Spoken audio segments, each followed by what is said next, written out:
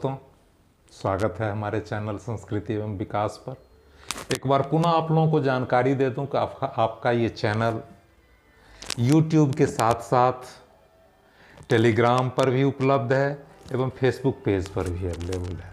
वहाँ भी आप सारे वीडियो देख सकते हैं।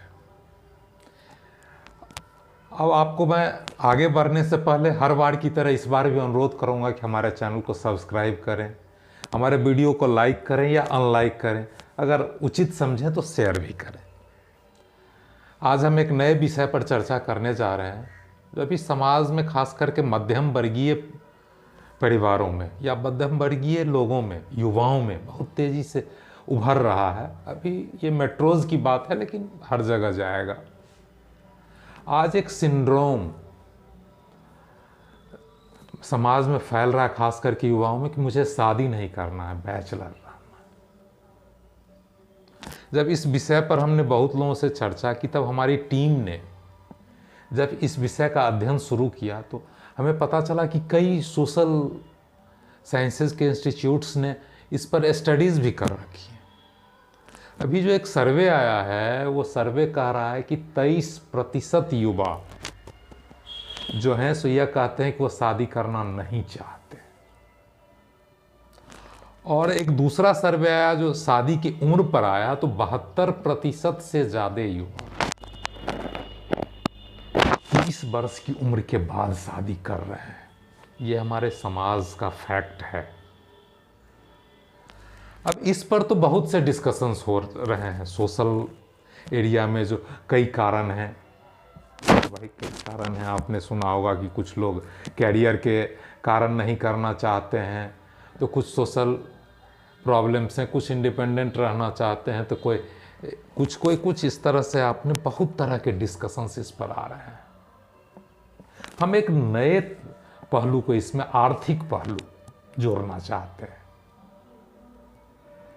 और आर्थिक और बाजारवादी पहलू, आप कहेंगे आर्थिक शादी में, खास करके मध्यम वर्गीयों के लिए शादी के बाद आर्थिक बहुत बड़ा पहलू है। बहुत सी शादियां आर्थिक कारण से भी टूटती हैं, आपने देखा होगा समाज में।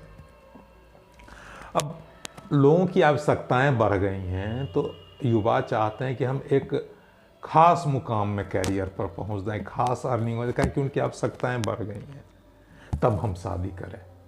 इस कारण से भी मैरिज लेट हो रहा है।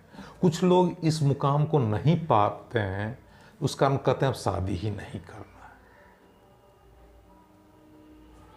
है। ये तो एक पहलू हो गया। अब आपको मैं दूसरा पहलू, जो बाजारवादी पहलू है, उस पर कहता हूं।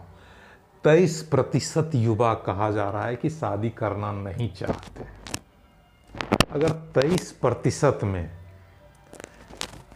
10% भी उस फैसले पर अडिग रहते हैं, तो 140 करोड़ की जनसंख्या में 14 करोड़ युवा ऐसे होंगे जो कहेंगे कि हमें शादी नहीं करना। ये एक डाटा है मैंने जो बनाया है, आप देखिए। 14 करोड़ शादी नहीं करेंगे। मतलब अगर 14 करोड़ युवा शादी करते तो 7 करोड़ घर बसते। वो 7 करोड़ घर नहीं बसेंगे। लेकिन अब 7 करोड़ घर नहीं बसेंगे तो आपको वो जो शादी नहीं करने वाले हैं, वो कोई मजदूर नहीं कहता है कि मैं शादी नहीं करूंगा, या बहुत धन्ना सेठ नहीं, ये मध्यम वर्गीय पढ़े लिखे लोग जो कहीं अर्न कर रहे हैं, वही ये सिंड्रोम से शिकार हैं कि मैं शादी नहीं करूँ। तो 7 करोड़ जो 14 करोड़ लोग हैं, वो कहीं न कहीं तो रहेंगे ही, तो उनको घर चाहिए। तो जो 7 करोड़ घर में रह सकते थे, वो 14 करोड़ घर में रहेंगे।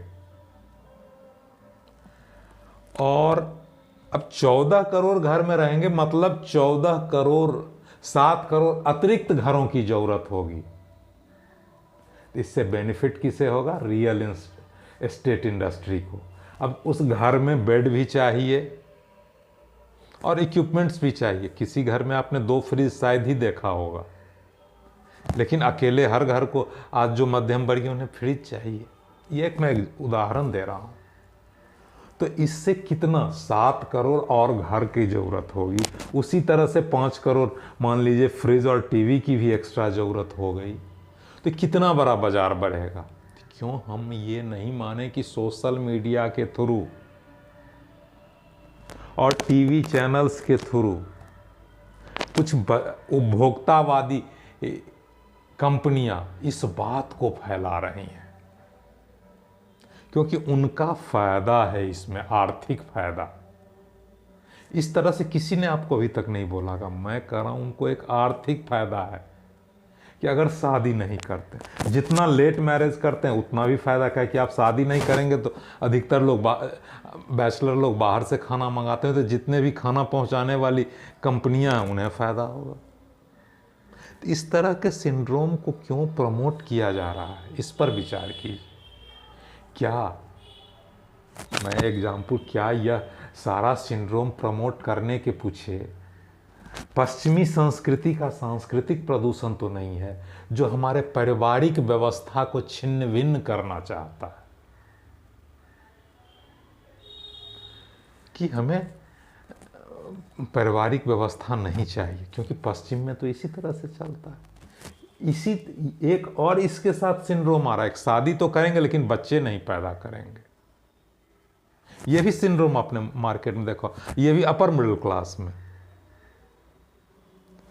तो ये सारी व्यवस्था हमें लग रहा है कि बाजारवादी संस्कृति थोपते थोपते ये बाजारवादी कंपनियां हमारे पारिवारिक व्यवस्था को छिन्न भिन्न करना चाहती हैं, और ये चाहती हैं कि पूरी तरह से पारिवारिक व्यवस्था छिन्न भिन्न हो जाए। मैंने देखा, आपको बता दिया कि बहुत छोटा सा, हमने जितना सर्वे उससे आधा भी लिया, तो कितना बड़ा मार्केट बढ़ रहा है उनका, रियल एस्टेट से लेके इक्विपमेंट तक, और बाजार से बाहर से खाना आने का बिजनेस तक कितना बढ़ रहा है।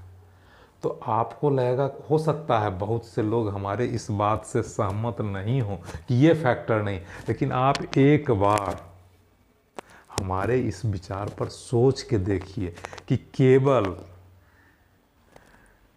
10% युवाओं के शादी नहीं करने से कितना बड़ा बाजार बढ़ रहा है। क्योंकि कोई मजदूर नहीं है ऐसा जो कहेगा, मजदूर नहीं कहता है या गरीब जो शादी नहीं करूँगा, है ना, धन्ना सेठ, ये मध्यम वर्गीय जिन पर बाजार चलता है, जिन पर कंपनियां चलती है, उनकी अर्निंग हो, तो वो कह रहे हैं कि हमें शादी नहीं करनी। ये सिंड्रोम डेवलप किया जा, हमें तो यह भी लग रहा है कि कुछ बाजारवादी शक्तियां ये सिंड्रोम, ये विचार युवाओं के दिमाग में डाल रही हैं विभिन्न तरीकों से। उसके लिए कई तरह के हथकंडे इस्तेमाल कर सकते हैं।